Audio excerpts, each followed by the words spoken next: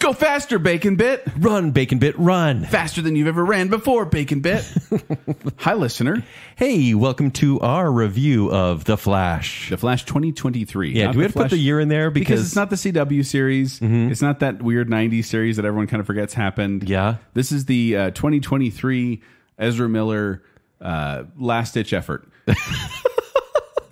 And what do you mean by that, Joel? I mean the fact that they were, if this were any other movie, it would have been canceled a long time ago based on the behavior of the actor. Right. But because this was such an investment, because it was such a focal point, a fulcrum, if you will, of DC, the DC Extended Universe, they held on to this one. Well, it's so interesting because Warner Brothers has not been shy to cut things off of their slate, essentially. Batgirl. $90 million investment. Yeah, a lot of the shows off. Now, what is Max, they've also cut. Yeah. And so this movie, they've been waiting to kind of, close off the chapter of the DC EU, even though there's one more movie with Aquaman and a Lost Kingdom.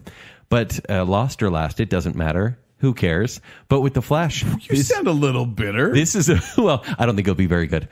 This movie was kind of... I think it was announced in 2014, 2015. I'm actually looking that up right now. And so it's just gone through 3 different directors, 3 different, completely different scripts. This was originally meant to be a buddy comedy with Cyborg and The Flash. And then we knew this. You, I, and Zach talked about what Flashpoint was going to be, I think in 2017. 2017 or 2018. That's around when it was announced. It says it was announced, tentative plans to release a Flash film in 2016.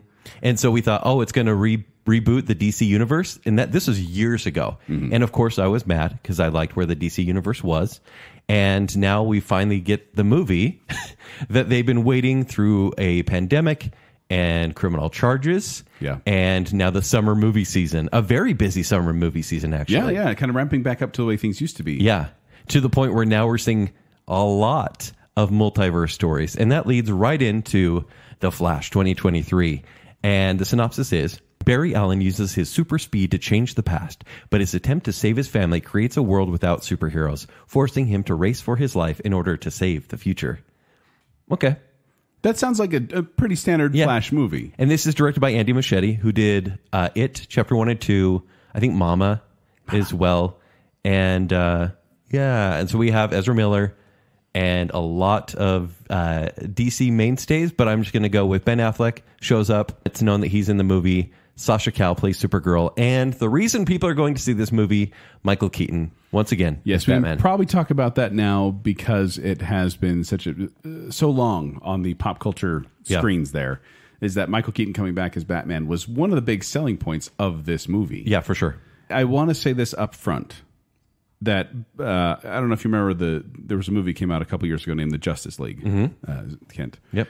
Which one? Oh, by the way, Zach's not here. Oh yeah. He just barely left. He didn't see the screening and he didn't want spoilers, but he kind of did want spoilers. Yeah, he goes, well, what'd you think? And we're like, we can't say. Well, we're going to briefly tell you. Yeah, we give a little mini review to him. Okay, so you're saying in 2017? Yeah, back then when they made Justice League, which was directed by Zack Snyder, but then directed by Joss Whedon. Yeah, and kind of completely revamped. Totally. And then I don't know if you know, Kent, there was a Snyder cut of the Justice League. You mean something I wrote about every day in my journal? About? Basically. Yeah. Dear Diary. Still hasn't come out today. But I know it's coming. And they said, okay, there is a Snyder cut, meaning Zack Snyder had this whole movie filmed, and then they kind of cut it all out and replaced it with this other stuff. Right. And then Zack Snyder said, well, I still have my stuff. And they turned that into the Snyder cut. 4-hour experience. Yes. Yeah, which came out 2021. And some people watched it. Yeah. And the reason I bring this up is because there was a branch there that honestly, a timeline. No, you're right. That formed where it was like, okay, these are the people that are pro Justice League, as it's called, the original theatrical release Justice League. Yeah. And these are the people who enjoy the darker, more serious Snyderverse. Which is so interesting, and I could go on with a TED Talk about this, but the Warner Brothers executives were of the mindset, because they didn't really like Snyder, to say that Joss Whedon's version would be canon. Right. And so they were that branch of the tree. Right. Which is crazy because you look at any sort of critical reviews or audience reviews, and Zack Snyder's Justice League, albeit darker, was the preferred version. Right. So when you had the DC Extended Universe forming, you had Man of Steel, which is a little more serious. Batman v Superman, a little more serious. Right. And then you got kind of Wonder Woman and yeah. Aquaman, which are a little more colorful and fun. Right. But Justice League was kind of this colorful, more lighthearted branch of the DCEU. Right. So when the Snyderverse came out and it showed this darker, more serious side that fit more with Man of Steel and BVS. You have these, you have these two branches, and honestly, Wonder Woman and Aquaman kind of branched over into the more colorful version. Yeah, with 84. Yeah. So, for better for worse, there's this divide, and I personally was wondering which branch is this going to kind of fall into, because the Snyder Cut was successful, was a big groundbreaker, brought. You paid for HBO Max because it came out. Yeah. So it brought people for to you HBO guys. Max. Yeah, for us to watch it. And so I thought that was just funny. But this movie, and I want to put this out there, definitely goes in line with the colorful Joss Whedon verse. Comedically as well. Yes, this is not the Snyderverse. This is not the dark and serious Man of Steel, Batman v Superman. This is Aquaman, Wonder Woman. To the point where The Flash had this crazy climactic moment in Zack Snyder's Justice League, where there was basically using the Speed Force to do something pretty incredible, right? Without giving too many spoilers. Whereas in this movie, they kind of don't even mention that. He has other powers. Yes. We're not going to be spoiling the movie here. Right. We'll let you know when we get into spoiler territory. And so what they do is they do need, and what the movie definitely tries to accomplish is kind of put the Snyderverse to bed.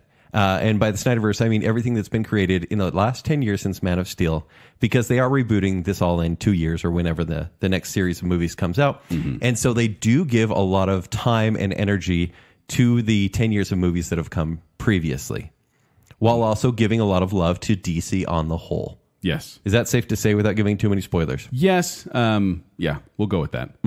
Because there's a lot to say. And there are spoilers to be had here. Right. And I will talk about the Flashpoint that wasn't, because the original story of the Flashpoint is the starting of this movie, where Barry is, and much like the TV show as well. And they actually kind of do a mini plot of this in the second season of The Flash, where Barry goes back in time to save his mom, because that's one of his abilities. Yes. But by doing that, you create a butterfly effect and hence a multiverse. And what happens is he is on this different landscape where Superman is being held captive. Batman is actually Thomas Wayne, and basically Reverse Flash is orchestrating this whole thing to keep Barry captive. And it's a darker story, but it's also really cool because it shows different versions of these characters. Right. And then eventually everything's safe in the end, and we get back to where we need to be. Right. Whereas this movie is like, we're going to adjust this because we do need to include a selling point, which is Michael Keaton. They do.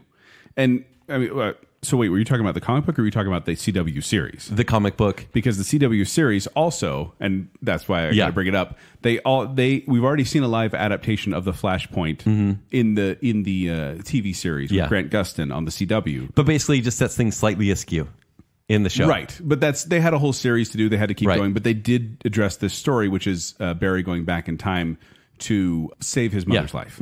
I don't think that's a spoiler, because that's kind of the crux of what the trailers and everything have said. I thought they did that part really well. The rescue. Save that? Okay. Well, I guess you don't have to save that. It's a TV show. Do you want to jump into your review then? Yeah, I'll go first. Okay. And I'm not going to compare it against the TV show. I do think the first season of The Flash and a lot of season 2 is great. Oh, yeah. The first couple seasons of The Flash on CW are great comic book live action. Totally. Now, but play your hand here, Kent. You are not a fan of where DCEU has gone. I haven't liked it for years. You have not liked it, well, since not including Justice League. Not including Justice League, which I actually consider Superman. that branch. They've told us, even when they were releasing it, the executives at that time, which have now been fired, and they have one just as bad now, have said, this is a cul-de-sac. This is a storytelling cul-de-sac, meaning be happy you got this. Yeah. And I was, and then I said, cool, I support this. I'm done.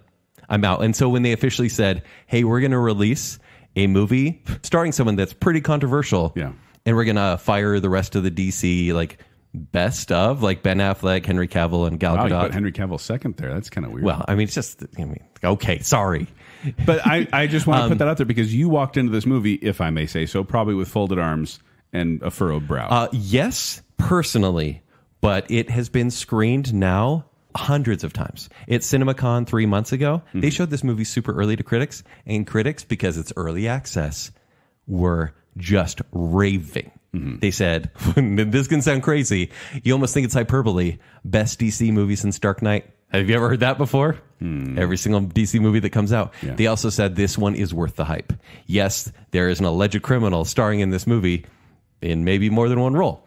But this movie is well worth seeing. And I go, okay, look, even though I want this movie to flop so bad, and I did, and I do, I still went in going, it'll probably be a B. I bet it's actually kind of going to be good because Michael Keaton's going to save the whole thing, even though it's a Flash movie and shouldn't be a Batman movie. So, going into my actual review. Go for it. I don't know how you felt in the first couple scenes, but I felt like I was watching the CW show. It just starts. And I was like, oh, okay. It's kind of revving right up, and it becomes like this mini Justice League sort of story where Batman and the Flash work together. And of course, I love seeing Ben Affleck as Batman on screen. And I'm like, okay, this works for me. I like this rapport they have. And then it shows the first scene is heavily CG'd, and it was nightmare fuel. And can we just say... we could say the CG was bad. The CG was very bad. And I've heard the CG was bad and the trailers were bad. I'm like, okay, I can get past this because some of the things they can do with slowing down time is fun. Let's say what it is, though. The CG is actually pretty good for a movie that was made in the 90s. What was it? I don't know. Yeah, so basically, overall, where did the budget go? We're playing our hand. The CG never gets better in this movie. Whether it's suits, whether it's heroes, in action. Yeah. And Supergirl is probably, maybe gets the worst offense on this one. Really? Yeah, anytime she's flying, she looks like a rubber cartoon. As you see in the trailer, there are 2 Barry Allens. Right. So Ezra Miller playing 2 different roles. Yes, and it is actually slightly different performances. I'll give them credit for playing a different role per person. Okay. Slightly. But man, is it aggravating. And Barry Allen says this in the movie, how aggravating it is to hear this character and this actor speak. Yeah. I'm really not on board anymore as much as I love the character in Zack Snyder's Justice League. When you see Michael Keaton's version of Bruce Wayne and Batman, it's exciting again. There's some stunt work instead of CG. Yeah. And I was like, okay, this is what I need to see. I'm kind of sold. And then it gets into a third act that rewrites a lot of what I've literally loved. You know how much I love Man of Steel. Yeah. I think... sorry, this is like hyperbole once again. I think it's a masterpiece. I think it's an amazing origin story for one of my favorite superheroes, if not my favorite. And they go, okay, well, we're just going to paint a brush over this. And then they wrap it up with, sorry, I'm now skimming right over the story. I know this is wrong, and the way they wrap it up was totally lost on me. The jokes fail miserably. Ezra Miller being in 95% of this movie was such a bad move. Mm-hmm. There are parts I like. There are moments in this movie. Okay. Granted, I think it all comes back to Michael Keaton. Is that wrong to say? Because I'm going to fault this movie for nostalgia bait when nostalgia bait's probably the best part of it. And I mean him singularly. Right. I know I kind of rushed through that. There's so much I want to say in spoilers. I'm currently thinking a C- on this one. C-. So Yeah. the same grade you gave Little Mermaid. Yes. The live action adaptation of Little Mermaid. There are parts of this movie truly where Ezra Miller shows true emotion, and I go, oh, okay, thematically, I like this. And that's what almost brings it to a C. Mm-hmm. But then there's so much goofy action and everything that reminded me of Justice League. Mm-hmm. I had that feeling. And so C- is probably more true to what I feel. Okay. Yeah, what about you? That's fine. Well, quick question I was going to ask you. Who has better CG? The live action adaptation of Little Mermaid or The Flash? I would like to apologize to the live action Little Mermaid because it has horrible CG. It is so much better than what this movie presents. In this movie, they're not going to tell you, but it was probably made for about $300 million based on delays and reshoots. Yeah. To make a movie that looks like this, that should have been now in 2023 the pinnacle of superhero movies. Should have been. And what happened? It didn't seem like a cartoon. There are scenes in this movie where it's a big story element that has to do with the Speed Force. And I know they're going for a stylistic choice, but it's so clearly CG. It could have been stylishly done any other way. Mm. It's so clearly done in a computer that it takes you right out of the movie. Everything feels like a green screen. Yeah, I can see that. Yeah. All right. So, Kent, I'll give you my review now. Okay, please. So, my review of this movie is this is a goofy movie. Yes. Like, really goofy. And I say that in a number of different senses. Number one, it's intentionally trying to be goofy and silly. Mm-hmm. Like, over the top kind of stuff. Well, that's what happens when you have two Barry Allens. Barry Allen's always been the jokester. Yeah. But Right? but I never remember Barry Allen being this annoying. Like, No. honestly, the way He was witty. The way they portray him is not the way. Yeah, witty. He was witty in the cartoon. In this movie, I was like, I don't remember disliking Barry Allen that much to the point where when two of them are on the screen, it's almost unbearable. The tone is all over the place. Yeah. It Do doesn't you know feel what like it wants to nailed be. the dark tone, like the sad tones of? There were definitely a couple moments, which we'll get into the spoilers, where I went, that is an emotional touch point right there. That is good. That is good acting, and it is well written. But it's surrounded by craziness. Just, it doesn't know what it wants to be. This movie does not know what it wants to be. It's can't find the branch it's on. It's trying to jump back and forth between the two. Right. It honestly does not seem to fit the overall feel of the DCEU. No. With you watch Man of Steel, you watch Overly serious. You watch Man of Steel, you watch Batman v Superman, and then you watch this movie, and it's like you'd get whiplash from the emotional shift. Right.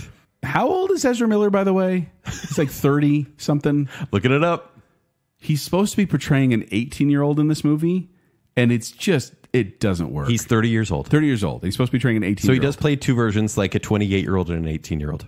But even then, I don't buy it for a minute. No. This was like, I don't know. Did Dear Evan Hansen do the casting for this as well? What happened? There's a bad there? wig here, so maybe. Yeah. But like the visual effects are Polar Express bad. That's okay. That like is such an insult, but accurate. there are moments when it is literally looks like the Polar Express. And I went, I don't really know why you're doing it that way. I didn't care for Sasha Calle as Supergirl. She seems to have gone to the school of don't open your mouth when you're acting. Like the whole time she talks like this the whole time. This is her being dramatic. Now she does, and this is without spoilers, and this is just her part in the story. She plays that part of the Superman that has been captive, and so basically when she unleashes on everyone, it's like it's big moments. Yes, supposed to be. But she plays angry the entire time. Yeah, there's one note the entire time there. Michael Keaton did great with what he was given. Yes.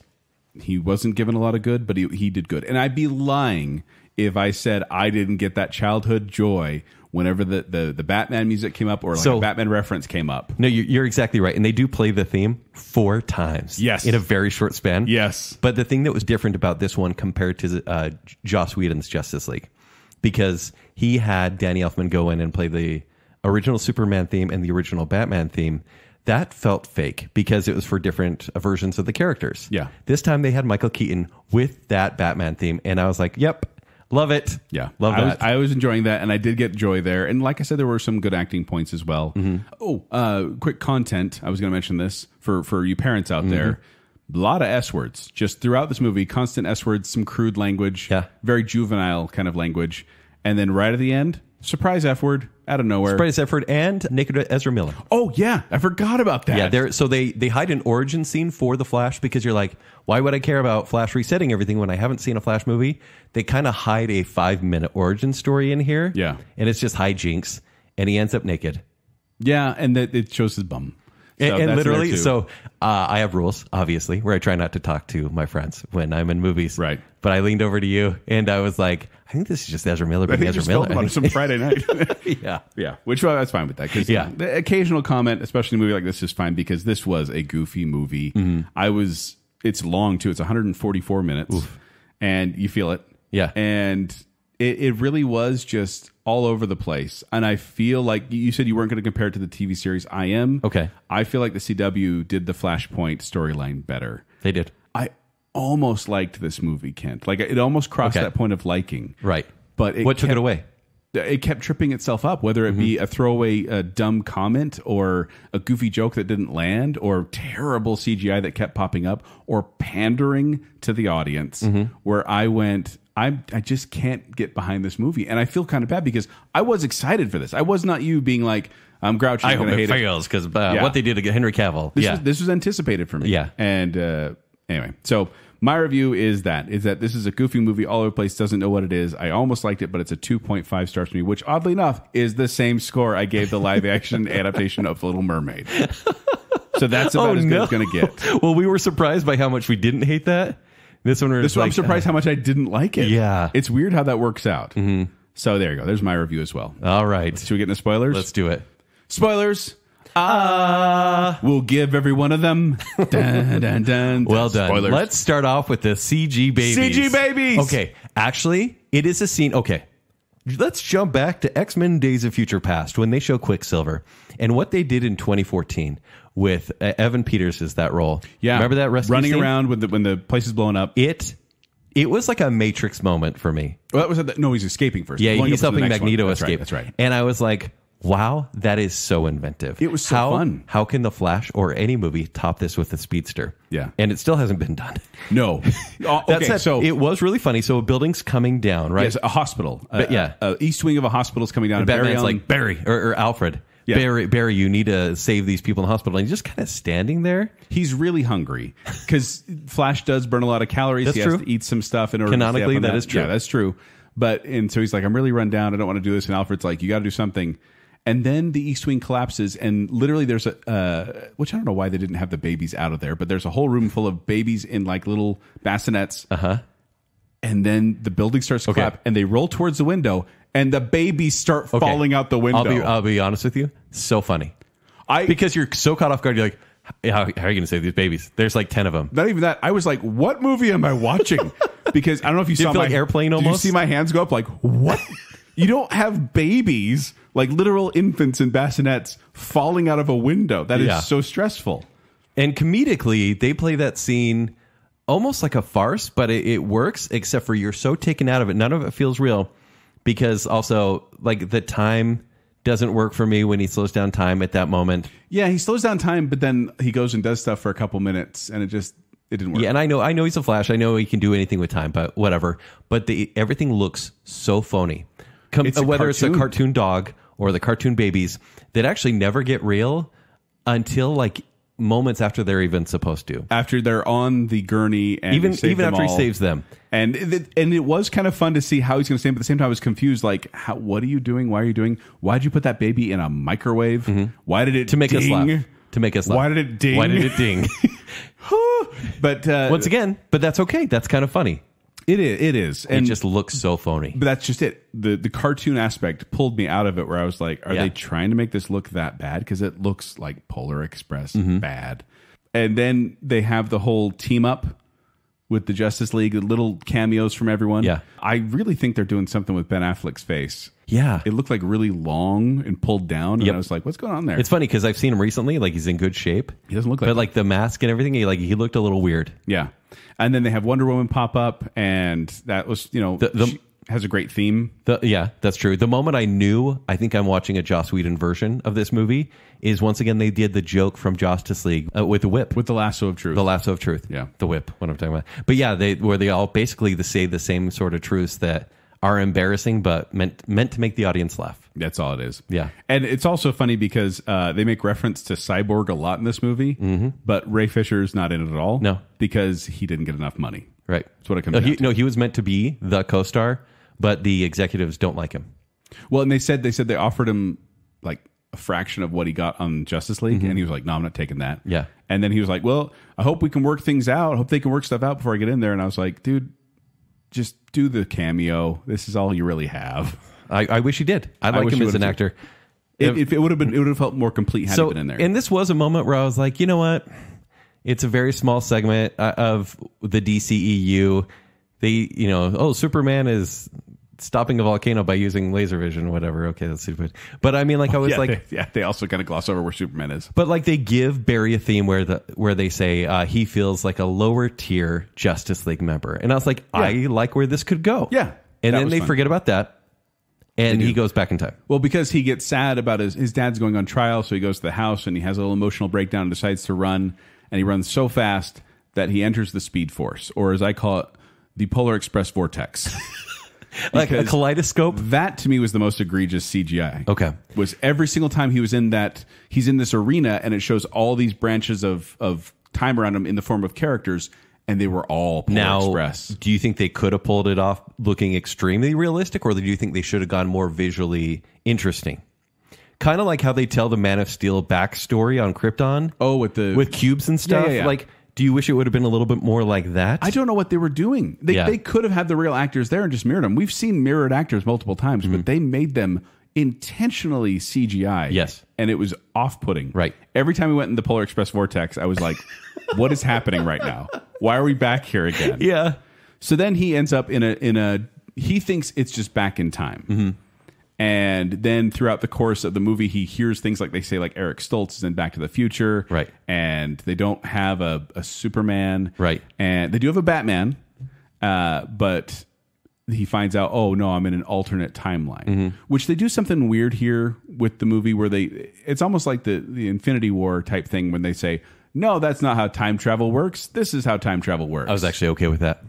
Which is fine. I'm okay with the pendulum swinging so much that you don't just change the events that happen after what you've changed. Right. That you just messed everything up. Which I'm fine with, but at the same time, it's that whole thing of how does this person know how it actually works if they've never done it before?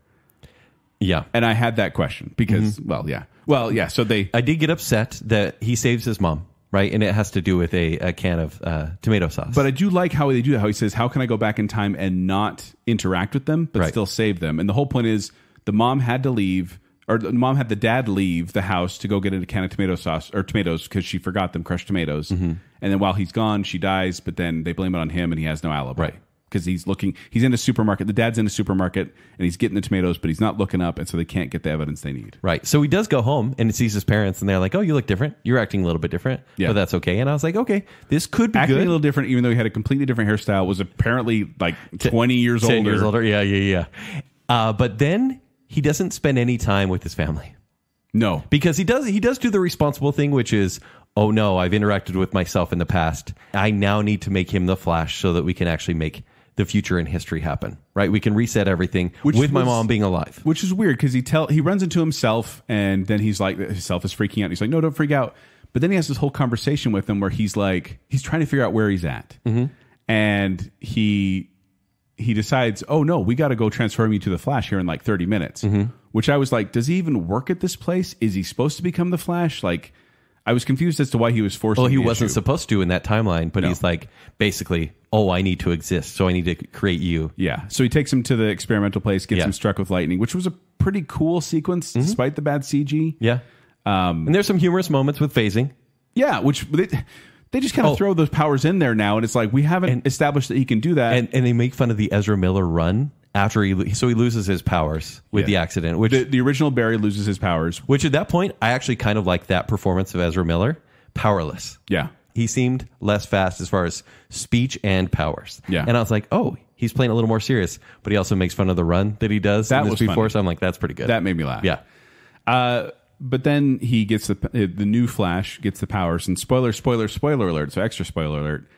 When he was in the Polar Express Vortex, and he's trying They'll to never get old, by the way. He's trying to figure out where he's supposed to go. This monster, this purple monster figure, Savitar from Flash Season 3. jumps out, pushes him into a certain timeline, and then he's like, "What the heck was that?" Spoiler alert. When the new Barry got powers, I went, "Oh, so he's going to be the purple guy." Yeah, you knew. Right away. Yeah. Right away. And it was one of those things where when they reveal it at the end, I was like, well, yeah.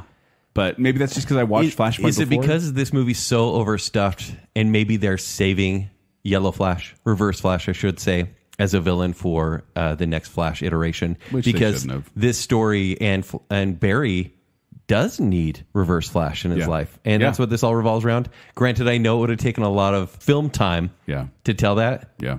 And they thought they could fit it all here. Yeah. And they barely did. But one of the things that annoyed me, this is one of those, like I said, I try not to get caught up in the nitpicky things.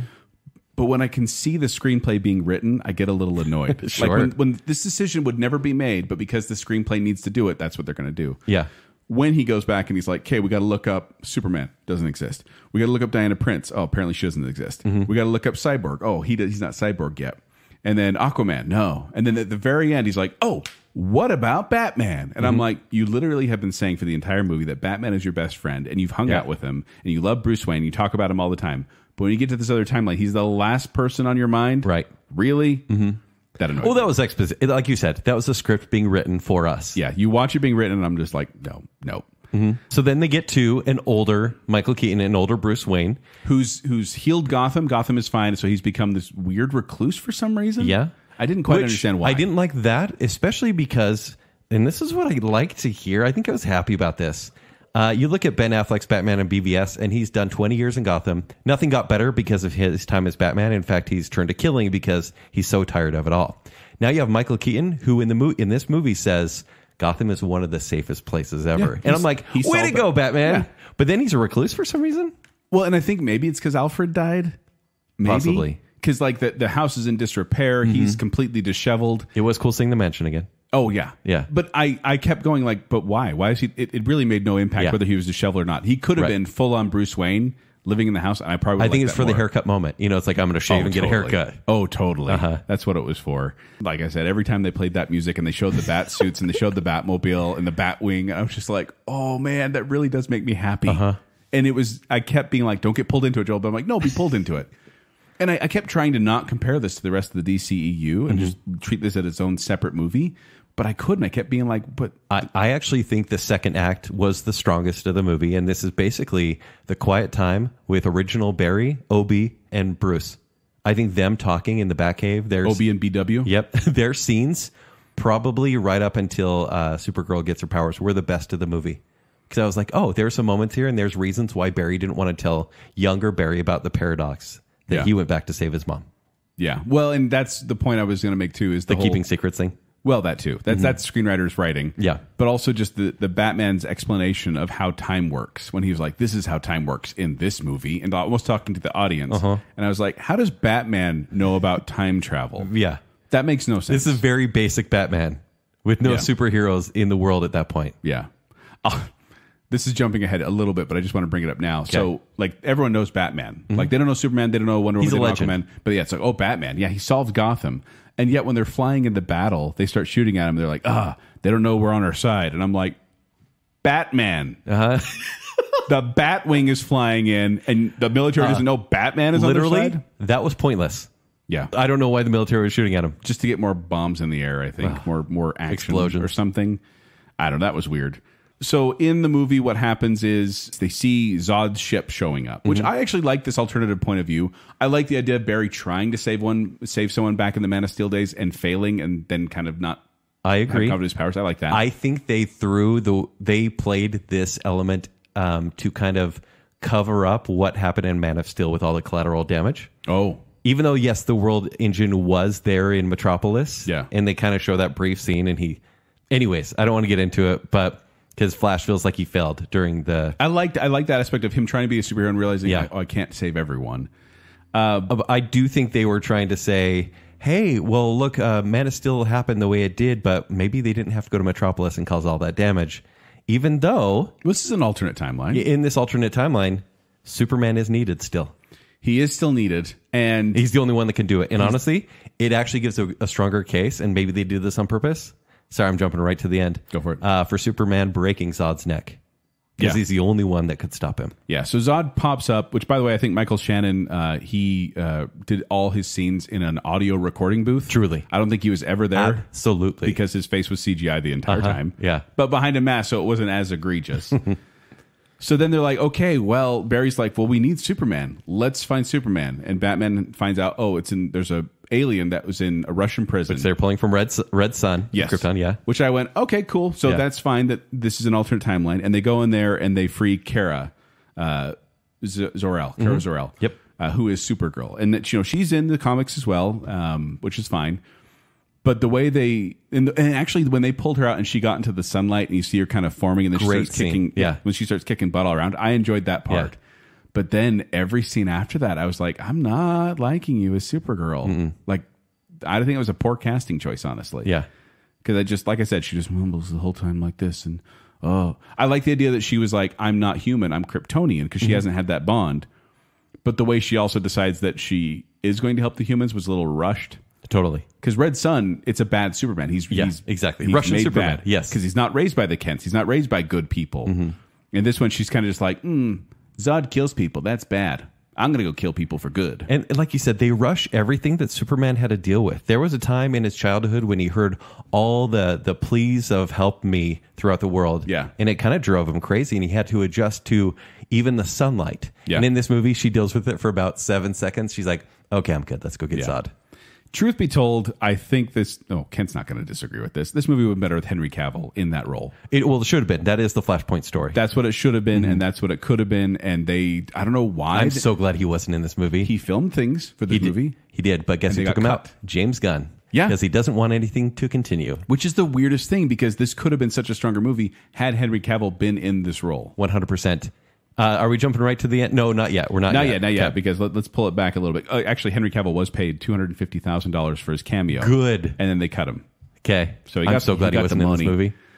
Let's bring it back. Where are we at? So basically, they're fighting Zod. There's a grand battle where they say, hey... Oh, by the way, original Barry gets his powers back. He does the experiment again in the Batcave this time, which that was weird how they're like, hey, this will probably work, maybe. Yeah. Let's zap him multiple times. And that isn't a Flashpoint story, but whatever. Yeah. And so they finally go to take on the Kryptonians. And the Kryptonians, they mean business. They're really tough. Yeah. And so even though Batman has the Batwing, which is super cool, and there's 2 Flashes and a Supergirl, the odds are stacked against them, which seems a little weird considering one Superman could have stopped him in the first movie. I think but just proves that a Superman is needed.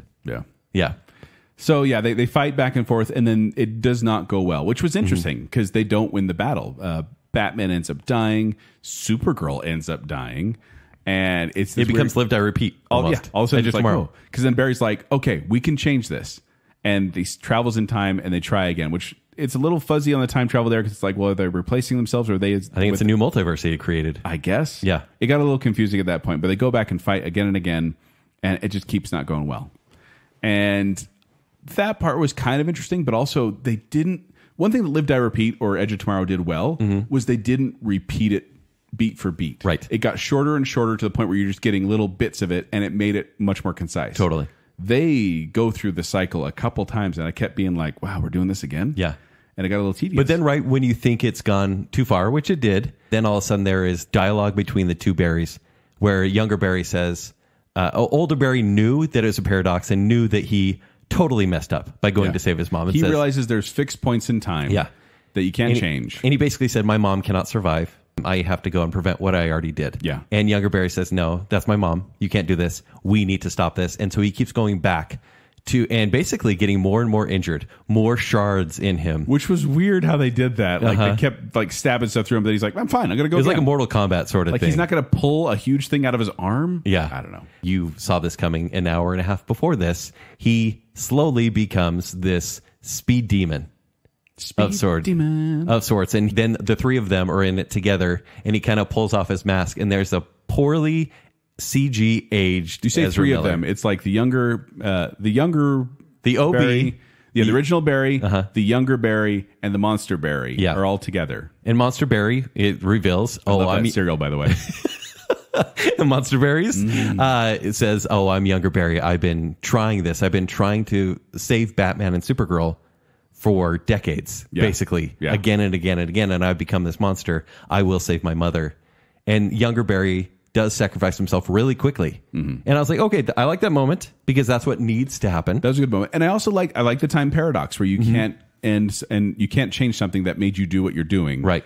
And so, but they kind of glossed over how that worked too at that moment. Of course they did. Like, by the way, and you can't do this. But it's weird they gave no finality or really send off to Michael Keaton or Sasha Calle. No. Wasn't that weird? They're kind of just lost in the battle. It's like moving on to a different story. So then the Monster Barry kills Monster Barry kills younger Barry in the Polar Vortex. Yeah, killed in the Polar Express Vortex. Kills younger Barry, which then ends Monster Barry because he can't exist if his younger self was killed. Right. And then Barry's able to go back to his time and make sure and have a last moment with his mom. Not that she knows who he is. Oh, and see that when he has his last moment with his mom, that was good. Yeah. That was really genuinely good. That's why I'm almost like, is it a C? And then the rest of the movie. I was almost getting emotional at that point because he has this goodbye with his mom where he essentially has to be like, I have to let you die. Like he has to choose that because that's just the fixed point in time. And it really was emotional from both Ezra Miller and I can't remember the woman who plays his mom. No. But I thought both of them did. Like even when she's just like, I know I'm a stranger in a supermarket, but do you just want a hug? And I was like, that is so nice. So he makes sure that it will happen, but he also makes sure that his dad won't go to jail and there will be evidence that works for him. So the whole thing is there's this video footage of his dad in the supermarket, but it never shows his face. His head is always down. Yeah. And so they can't clear him in the court case. So Barry, seeing that he can't save his mom, he decides to save his dad in 2023. Originally what he did is he went back and just put a can of tomatoes in her cart, so she had that extra one and didn't have to send her Barry's father to the store. Yeah.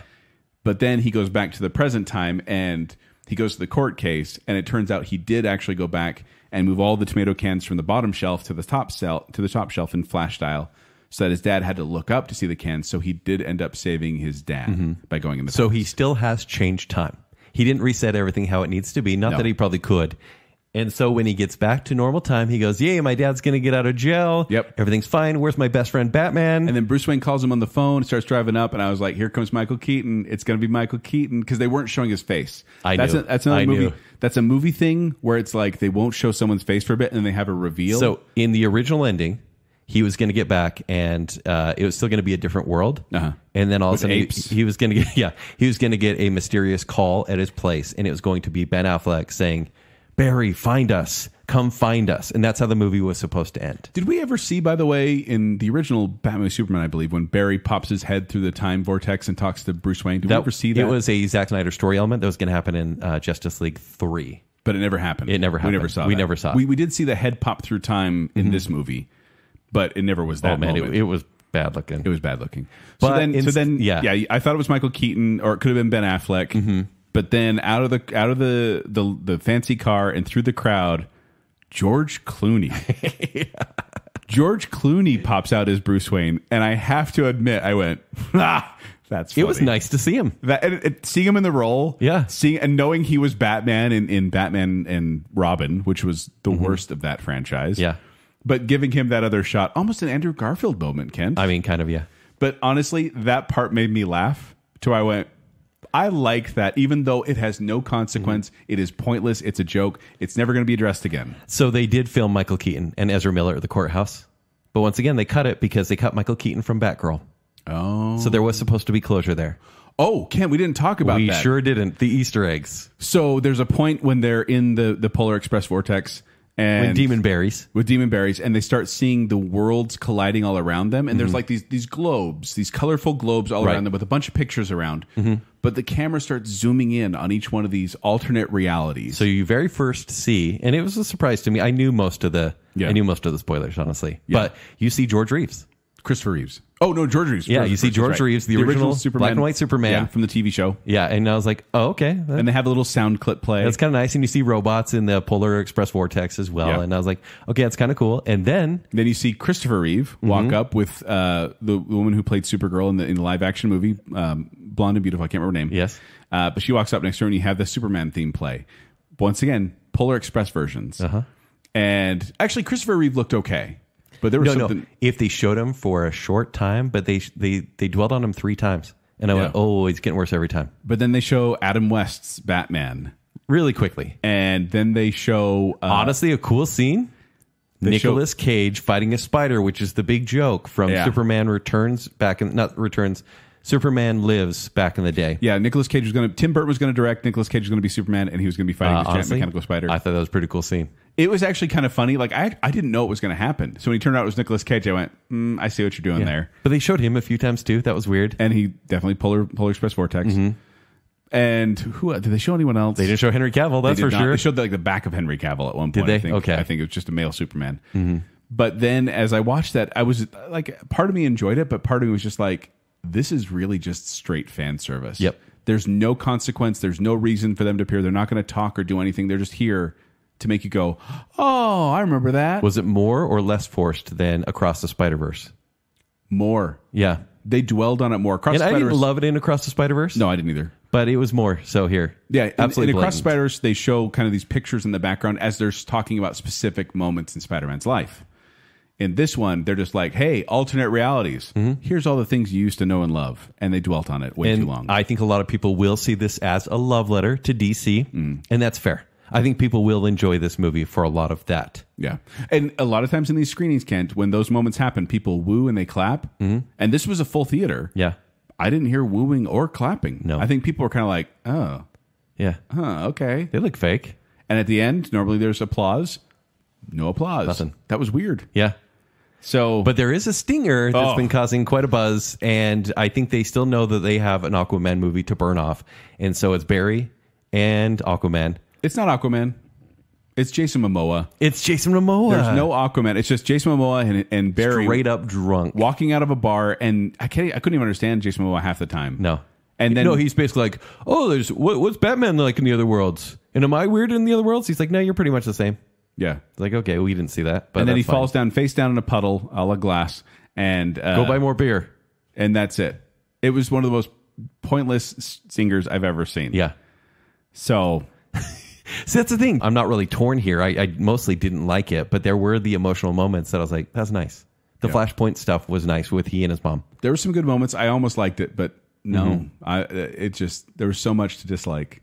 Yeah. So there you go. Let us know if you agree. If you listen to this disagree. long Yeah, this bit. is long. We basically went through the whole story. I don't know if we always do that. No, I think there's a lot to talk about. But there's a lot of spoilers in this one. Yeah. There are, and there's a lot of cameos. And that's really, when they say spoilers, the spoilers literally are, oh, hey, George Clooney is in this. Hey, they show Christopher Reeve and George Reeve and Adam West. Yeah. And Nicolas Cage. Right. Although Zach knew about that. Yeah. He mentioned that on the way The out. internet, Twitter's the worst. It is the worst. But we're going to try and keep the spoilers. We don't want to be the ones to break it out there and spoil it for other people. So if you do comment, keep it fairly general. Yeah. And we'll enjoy that. But let us know if you've seen The Flash. Let us know if you like The Flash. And let us know if you want to one day enter into the Polar Express Vortex.